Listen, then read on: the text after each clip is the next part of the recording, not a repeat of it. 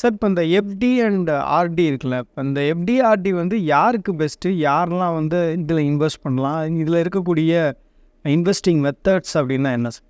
So எஃப்டின்றது வந்து பார்த்தீங்கன்னா என் கையில் ஒரு லம்சம் இருக்கும். லம்சம் இருந்தால் தான் நான் எஃப்டி போட முடியும். என்கிட்ட ₹1,00,000 இருக்குன்னா ₹1,00,000 போய் நான் எஃப்டி போடலாம். இப்போ ஆர்டின்றது வந்து பார்த்தீங்கன்னா என்கிட்ட ₹1,00,000 இல்லை. ஆனால் என்னால் மாதம் மாதம் ₹5,000 இல்லை ₹10,000 சேர்க்க முடியும். இப்போ ₹10,000 நான் சேர்க்குறேன்னா ஒரு வருஷம் கடைசியில் ₹1,20,000 ஆகிடும். இந்த ₹1,20,000 ஒன்று நான் எடுத்து என்னுடைய செலவுக்காக பயன்படுத்திக்கலாம். இல்லைனா அந்த 1,00,000 ஆர் 1,20,000 நான் லம்சமாக ஒரு எஃப்டி போடலாம். பேசிக்காக இது ரெண்டுமே வந்து பார்த்திங்கன்னா ரிஸ்க் ஃப்ரீ இன்வெஸ்ட்மெண்ட். ஆனால் என்ன மினிமம் டேர்முக்கு வந்து நீங்கள் பண்ணிங்கன்னா தான் அது வந்து பார்த்திங்கன்னா பெனல்ட்டி இல்லாமல் உங்களுக்கு சொன்ன இன்ட்ரெஸ்ட் உங்களுக்கு கிடைக்கும். ஸோ இது யார் யூஸ் பண்ணலான்னா எல்லாருமே யூஸ் பண்ணணும். எல்லோரும் நான் என்ன மீன் பண்ணுறேன்னா எல்லாருக்குமே வந்து பார்த்திங்கன்னா ரிஸ்க் ஃப்ரீ, அதாவது மோஸ்ட் அக்ரெசிவ் இன்வெஸ்டருக்கு கூட ஒரு போர்ஷன் வந்து பார்த்திங்கன்னா ரிஸ்க் இல்லாத இடத்துல தான் பணம் இருக்கணும். அதுதான் லாஜிக். ஏன்னா எல்லாமே தப்பாக போனாலும் என் கையில் ஏதோ ஒரு பணம் இருக்கணுன்றது தான் வந்து லாஜிக்.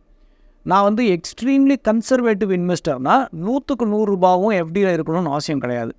எக்ஸ்ட்ரீம்லி கன்சர்வேட்டிவ்னா கூட நீங்கள் 50% 70% சேஃபாக வச்சுட்டு மிச்சம் 20-30% ரிஸ்க். ஸோ அந்த காம்பினேஷன் தான் சேஞ்ச் ஆகுமே தவிர மற்றபடி எஃப்டின்றதோ இல்லை வந்து ஒரு டெட் ஃபண்டுன்றதோ எல்லாருக்குமே தேவையான ஒரு ப்ராடக்ட் தான். சார் இன்றைக்கி ஃப்ரெஷர்ஸாக வந்து ஜாயின் பண்ணுறாங்களா? அவங்க வந்து 15,000 20,000 இல்லை 30,000க்கு குறைவாக தான் அவங்க சம்பளமே வாங்குகிறாங்க, மாத சம்பளமே வாங்குகிறாங்க. இப்போ அவங்க வந்து ஒரு ₹10,000 சேமிக்க முடியுதுன்னா என்னென்ன மெத்தட்ஸில் வந்து அவங்க இன்வெஸ்ட் பண்ண ட்ரை பண்ணலாம்? Very good. ஏன்னா இப்போ நீங்கள் சொன்ன மாதிரி நிறைய பேர் முதல்ல ஆரம்பிக்கும் போதே வந்து பார்த்திங்கன்னா என்ன பண்ணணும்னு சரியாக புரிஞ்சுக்கிட்டாங்கன்னா அவங்க ஃபினான்ஷியலி பெட்டர் ஆகிறதுக்கான வாய்ப்பு இருக்குது. ஸோ முதல்ல இப்போ ₹10,000 தான் என்னால் சேர்க்க முடியும். ஓகே, என்னோடய சம்பளம் என்ன வேணா இருக்கட்டும், ₹10,000 என்னால் சேர்க்க முடியும்னு வச்சுப்போமே.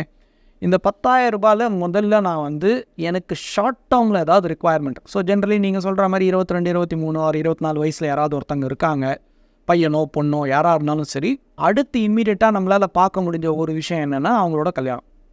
இப்போ கல்யாணன்றது வந்து பார்த்திங்கன்னா கண்டிப்பாக சில பல லட்சங்கள் வந்து செலவாகக்கூடிய ஒரு விஷயம். ஓகே, அது கண்டிப்பாக நடக்க போகுது. அப்போ அதுக்கு நான் முதல்ல தயாராகணும். ஒன்று ஃபேமிலி ஆல்ரெடி ப்ரிப்பேர் ஆகிருக்கணும். ஃபேமிலி ப்ரிப்பேர் ஆகாத இடத்துல ஆஸ் எ இண்டிவிஜுவல் நான் ப்ரிப்பேர் ஆகணும். இப்போ ஒன்றும் இல்லை, இப்போ ஃபேமிலி எனக்கு தேவையானதெல்லாம் ப்ரிப்பேர் பண்ணிடுச்சுன்னா கூட எனக்கு வந்து பார்த்திங்கன்னா என்னோடய ஃப்ரெண்ட்ஸுக்கு வந்து கிஃப்ட் வாங்கி கொடுக்குறதா இருக்கலாம், இல்லை என்னோடய ஃபியான்சிக்கு வந்து கிஃப்ட் வாங்கி கொடுக்குறதா ஒரு பார்ட்டி கொடுக்குறதா இருக்கலாம். இந்த மாதிரி எல்லாத்துக்குமே பணம் தேவை. அப்போ ஃபஸ்ட்டு எனக்கு வந்து 3-4 வருஷத்தில் கல்யாணம் நடக்க போகுது அப்படின்னா அதுக்கு உண்டான தொகையை, ஸோ உங்களோட ₹10,000 மேபி ஒரு ₹5,000 நீங்கள் சேர்த்துட்டு வந்தீங்கன்னா தான் ஒரு 3-4 வருஷத்தில் ஒரு ₹2,00,000 நீங்கள் அதுக்கே சேர்க்க முடியும். அதுக்கப்புறம் நீங்கள் ஒரு வண்டி வாங்கணும்னு நினைக்கிறீங்க, ஃபார் எக்ஸாம்பிள். வண்டி வாங்கணும் அப்படின்னா மேபி இன்னொரு ₹5,000 நீங்கள் வந்து வண்டிக்காக சேர்த்து வச்சிங்கன்னா முதல் ₹10,000 நீங்கள் லாங் டேர்ம் எதுவுமே பார்க்க முடியாது, எல்லாமே ஷார்ட் டேர்மில் தான் போக முடியும். அப்போ ஷார்ட் டேர்மில் போச்சுன்னா உங்களுடைய இம்மீடியட் ரிக்குவயர்மெண்ட் நீங்கள் வந்து முதல்ல கடன் வாங்காமல் உங்களுடைய பணத்தினாலே உங்களால் ஃபண்ட் பண்ண முடியும். இப்போ இதுலேயே நான் இன்னும் கொஞ்சம் புத்திசாலித்தனமாக கொஞ்சம் எல்லாத்தையுமே ஷார்ட் டேர்மாக பார்க்காம கொஞ்சம் லாங் டேர்மாகவும் பார்த்தேன்னா என்னோடய 10,000ல் அட்லீஸ்ட் ஒரு ₹2,000 லாங் டேர்முக்கு போட்டுட்டு அதை நான் தொடவே மாட்டேன்ற மாதிரி நான் சம்பாதிக்கவே இல்லைன்ற மைண்ட் செட்டோடு எடுத்து வச்சுட்டு மிச்சம் ₹8,000 ஷார்ட் டேர்முக்கு பண்ணேன்னா என்னால் ரெண்டுத்தையுமே ஒரே டைமில் ஸ்டார்ட் பண்ணணும். ஏன்னா இனிஷியலாக பார்த்தோம் அப்படின்னா இந்த மாதிரி 20,000 இல்லை 30,000க்குள்ளே சம்பளம் வாங்கக்கூடியவங்களுடைய இமீடியட் ஃபோக்கஸாக இன்வெஸ்ட்மெண்ட் தாட் என்னவாக இருக்கணும் அப்படின்னா போஸ்ட் ஆஃபீஸில் போகிறது, இல்லை வந்து ஆர்டியாக அவங்களுடைய பணத்தை வந்து இன்வெஸ்ட் பண்ணுறது, இதை தான் அவங்களுடைய ஃபோக்கஸாக வச்சுருப்பாங்க. இதை தவிர்த்துட்டு மியூச்சுவல் ஃபண்ட் பக்கமே அவங்க வந்து வர்றது அப்படின்றது கொஞ்சம் காலதாமதமாகும். ஏன்னா வந்து ஒரு கிரெடிபிலிட்டி ஃபேக்டர் அப்படின்றது மியூச்சுவல் ஃபண்ட் பற்றி அவங்களுக்கு பெருசாக தெரியாதனால போக மாட்டாங்க. இந்த ரெண்டை தவிர்த்துட்டு வேறு எதுலெல்லாம் அவங்க இன்வெஸ்ட் பண்ணுவாங்க? ஓகே, ஒன்று வந்து பார்த்திங்கன்னா மியூச்சுவல் ஃபண்ட் அப்படின்றது வந்து பார்த்திங்கன்னா டெட் ஃபண்டுன்னு ஒரு கேட்டகரி இருக்குது. இந்த டெட் ஃபண்டுன்றது வந்து பார்த்திங்கன்னா நீங்கள் சொல்கிற இந்த போஸ்டலில் போடுறதோ இல்லை வந்து பேங்க்கில் ஆர்டி போடுறதோ அதுக்கு equivalent in terms of risk. But facility wise பார்த்திங்கன்னா அதை விட பெட்டர். ஏன் பெட்டர் அப்படின்னு சொல்கிறேன்னா, ஒன்று ரிஸ்க் வைஸ் சேம், இங்கேயும் பணம் வந்து கேபிட்டல் லாஸ் ஆகாது, இங்கேயும் உங்கள் கேபிட்டல் லாஸ் ஆகாது. ஸோ அந்த இதில் வந்து சேம். ஆனால் இதில் ஃப்ளெக்சிபிலிட்டி ரொம்ப ஜாஸ்தி. ஃப்ளெக்சிபிலிட்டின்னு நான் எதை மீன் பண்ணுறேன்னா, நான் வந்து பார்த்திங்கன்னா ஒன்று ஃபிக்ஸடாக மாதம் ஒரு தொகையை அதில் போட்டுகிட்டே போக முடியும், எஸ்ஐபி மாதிரி. இப்போ ஆர்டினா நான் கண்டிப்பாக ஒரு மினிமம் தொகையை போட்டே ஆகணும். இப்போ சில பேருக்கு வந்து பார்த்திங்கன்னா ஏதோ ஒரு சின்ன தொழில் பண்ணுறாங்கன்னு வச்சுப்போமே, பெரிய வருமானம் கிடையாது, ஒரு 10-20,000 தான் சம்பாதிக்கிறாங்க. அவங்களுக்கு இந்த மாதத்தோட கடைசியில் ₹1,000 இருக்குமா இல்லை ₹5,000 இருக்குமான்னு தெரியாதவங்கனால ஒரு ஆர்டியும் ஆரம்பிக்க முடியாது, ஒரு போஸ்ட் ஆஃபீஸ்லேயும் வந்து ஒரு ஃபிக்ஸட் அமௌண்ட்டை போட முடியாது.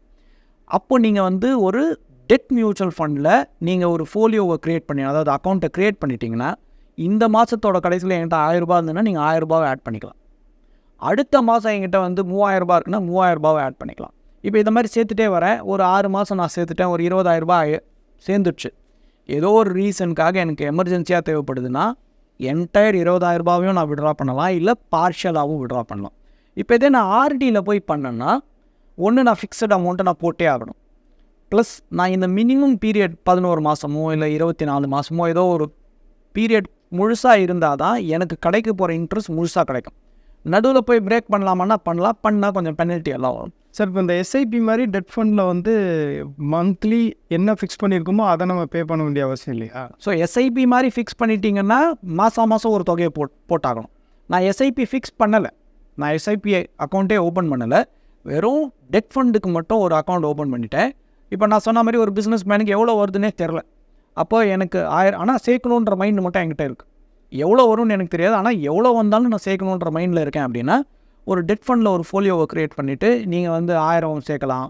இல்லை திடீர்னு எனக்கு வந்து 15 நாள்லேயே இன்னொரு ஒரு 1000 ரூபாய் வருதுன்னா அதையும் ஆட் பண்ணிக்கலாம். இப்போ ஆர்டியில் வந்து பார்த்திங்கன்னா அந்த சைக்கிளில் தான் நம்ம சேர்க்கணும். இப்போ டெட் ஃபண்டில் வந்து இப்போ இண்டெக்ஸ் ஃபண்டு அது மாதிரிலாம் இருக்குமா? இப்போ நம்ம எஸ்ஐபியை பற்றி பேசும்போது சொல்கிறாங்க, மியூச்சுவல் ஃபண்டில் இண்டெக்ஸ் ஃபண்டை நீங்கள் வந்து செலக்ட் பண்ணிட்டீங்கனாலே போதும், ஒரு ஆவரேஜாக 12% ரிட்டர்ன்ஸுக்கு அதிகமான வாய்ப்பு இருக்குது லாங் டேர்மில் அப்படின்றாங்க. அதே மாதிரி டெட் ஃபண்ட்லையும் இண்டெக்ஸ் ஃபண்டு அது மாதிரிலாம் எதுவும் இருக்கா? இருக்குது. டெட் ஃபண்ட்லேயும் அந்த மாதிரி இண்டெக்ஸ் எல்லாம் இருக்குது. நீங்கள் சாதாரணமாக ஒரு லிக்விட் ஃபண்டுன்னு சொல்லுவாங்க. ஓகே, அந்த லிக்விட் ஃபண்டை நீங்கள் தேர்ந்தெடுத்தீங்கன்னாலே, லிக்விடுக்கே வந்து ஒரு இண்டெக்ஸ் எல்லாம் இருக்குது. அதை நீங்கள் தேர்ந்தெடுத்து நீங்கள் போட்டுகிட்டே வந்தீங்கன்னாலே நீங்கள் எப்போ வேணால் ஆட் பண்ணிகிட்டே போகலாம். இந்த ஷார்ட் டேர்ம் டெட்டு இந்த மாதிரி என்னுடைய சின்ன சின்ன தேவைகளுக்கெல்லாம் கூட நான் அதை வந்து பெரிய அளவில் யூஸ் பண்ணலாம். Thank you sir. தேங்க்யூ. மேலும் ஈடி தமிழ் சேனல்ல வரப்போகும் பிசினஸ் மற்றும் அது ரிலேட்டடான வீடியோவை பார்க்க உடனே கீழே இருக்க சப்ஸ்கிரைப் பட்டனை கிளிக் பண்ணுங்க.